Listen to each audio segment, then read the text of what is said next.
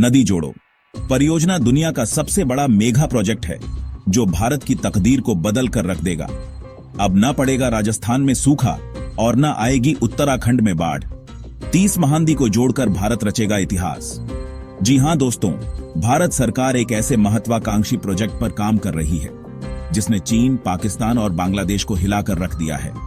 आपने देखा ही होगा कि हर साल भारत के स्वामित्व वाली नदियों का करोड़ों लीटर मीठा पानी या तो समुद्र के खारे पानी में विलीन हो जाता है या फिर बहुत से बहते हुए पड़ोसी देशों के पास चला जाता है जिन्हें इसकी कद्र ही नहीं है। जैसे कि पाकिस्तान पूरी तरह से सिंधु यानी कि इंडस रिवर पर निर्भर है, फिर भी वह जम्मू कश्मीर में हमेशा आतंकी हमले करता है। वहीं बांग्लादेश की 3 मुख्य नदियों में से एक यमुना नदी, जो भारत की ब्रह्मपुत्र नदी का हिस्सा है, वहां की आधी आबादी के घरों तक पानी पहुंचाती है। लेकिन फिर भी इन दिनों बांग्लादेश में भारतीयों और अल्पसंख्यकों पर अत्याचार किया जा रहा है, जबकि यहां दिल्ली में लोग पानी के लिए तरस रहे हैं और राजस्थान के कई इलाकों में तो सदियों से सूखा पड़ा हुआ है। ऐसे में अब भारत ने अपनी नदियों के पानी को खुद इस्तेमाल करने के बड़े मेगा प्रोजेक्ट पर काम शुरू कर दिया है। यह प्रोजेक्ट न सिर्फ बाढ़ग्रस्त इलाकों में बाढ़ के पानी को रोकेगा और सूखाग्रस्त इलाकों में पानी देगा, बल्कि बिना कोयले के हजारों मेगावाट बिजली भी उत्पन्न करेगा और देश को हर एक रिवोल्यूशन ट्रांसपोर्ट सिस्टम भी देगा। लेकिन भारत सरकार का यह मेगा प्रोजेक्ट आखिर है क्या, और क्यों यह प्रोजेक्ट हर भारतीय का जीवन बदल कर रख देगा? जानने से पहले अगर आपको भी हमारे देश भारत पर गर्व है तो वीडियो को एक लाइक करके कमेंट बॉक्स में जय हिंद जरूर लिखिए, क्योंकि जय हिंद कहना हम सबके लिए गर्व की बात है। दोस्तों, भारत अगर किसानों का देश है तो वह नदियों का भी देश है। नदियां हमारे लिए प्रकृति का सबसे खूबसूरत तोहफा है और इनका कृषि के क्षेत्र में महत्वपूर्ण योगदान है। भारत सरकार ने इस बार नदियों से जुड़ा दुनिया का सबसे बड़ा मेगा प्रोजेक्ट लॉन्च किया है, जिसका नाम है IRL interlinking on reverse project. इस परियोजना में 3 नदियां 30 लिंक्स के माध्यम से एक दूसरे से जुड़ेंगी, जिससे नदियों का पानी सही तरीके से वितरित किया जा सकेगा। इसका सबसे बड़ा फायदा यह होगा कि जो नदियां आम बाढ़ की वजह से ओवरफ्लो हो जाती हैं, उनका पानी उन नदियों में चला जाएगा जिनमें पानी की कमी है। इसके अलावा सूखी नदियां भी हमेशा पानी से भरी रहेंगी। यह काम कठिन जरूर है, लेकिन इसे समझने से पहले हमें यह जानना होगा कि भारत में नदियां हमेशा क्यों ओवरफ्लो होती हैं और क्यों सूख जाती हैं। भारत में 90% से अधिक हिस्सों में वर्षा जून से सितंबर तक होती है।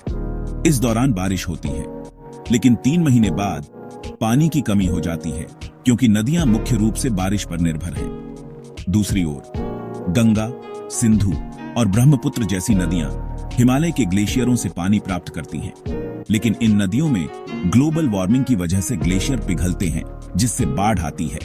इसी कारण कई बार बादल फटने की घटनाएं भी सामने आती हैं। इस समस्या का समाधान यह हो सकता है कि इन नदियों के बहाव को समान बनाया जाए। सिर्फ एक बटन दबाने से बांध से पहले पानी को सूखी नदियों में भेजा जा सकेगा। इससे किसानों को बारिश पर निर्भर नहीं रहना पड़ेगा और देश भर में हरियाली बनी रहेगी। यह योजना रिवर इंटरलॉकिंग प्रोजेक्ट की शुरुआत है, जिसका मुख्य उद्देश्य जल संतुलन बनाए रखना है। भारत में 18% आबादी रहती है, जबकि केवल 4% पानी हमारे पास है। यह प्रोजेक्ट 142 करोड़ लोगों को पानी पहुंचाने में मदद करेगा। इस प्रोजेक्ट के लिए मिनिस्ट्री ऑफ जल शक्ति ने नीरा यानी national interlinking on reverse authority की शुरुआत की है। यह परियोजना 3 चरणों में पूरी होगी। पहले चरण में गंगा और ब्रह्मपुत्र नदियों को जोड़ा जाएगा। दूसरे चरण में दक्षिण भारत की 16 नदियों को जोड़ा जाएगा, जिसमें गोदावरी और कृष्णा जैसी नदियां शामिल हैं। अंतिम चरण में दक्षिण की नदियों को पूर्व की नदियों से जोड़ा जाएगा। इसके अलावा नदियों के बीच इंटरलॉकिंग के लिए डैम और रिजर्वायर भी बनाए जाएंगे, जिससे 34,000 मेगावाट बिजली का उत्पादन होगा। इसके अलावा नदियों में जल परिवहन का एक नया तरीका स्थापित किया जाएगा, जिससे माल की आवाजाही में आसानी होगी। यह योजना मध्य प्रदेश जैसे लैंडलॉक्ड राज्यों के लिए भी फायदेमंद होगी, जहां माल को समुद्र तक पहुंचाने में मदद मिलेगी। रिवर लिंकिंग परियोजना में 37 बड़ी नदियां शामिल होंगी, जैसे कि गंगा, यमुना, ब्रह्मपुत्र, गोदावरी, कृष्णा और नर्मदा। ये नदियां आपस में जुड़ने से पानी की समस्या का समाधान हो जाएगा। हालांकि इस परियोजना का इतिहास काफी पुराना है। ब्रिटिश इंजीनियर आर्थर कार्टन ने 19वीं शताब्दी में इसकी शुरुआत की थी, लेकिन इसे अमल में लाने के लिए ज्यादा पैसा खर्च करने की वजह से अंग्रेजों ने इसे छोड़ दिया।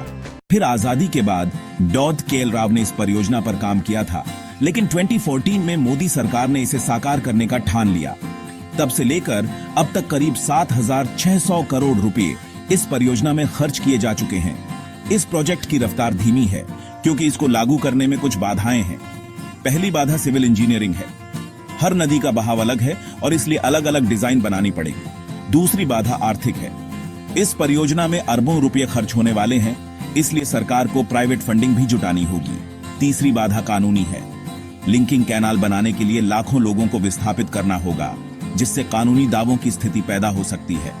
अगर यह परियोजना सफल होती है तो न केवल भारत के किसान और आम नागरिक लाभान्वित होंगे, बल्कि यह परियोजना पूरे दुनिया में एक मिसाल बनेगी। तो आपको यह महत्वाकांक्षी प्रोजेक्ट कैसा लगा?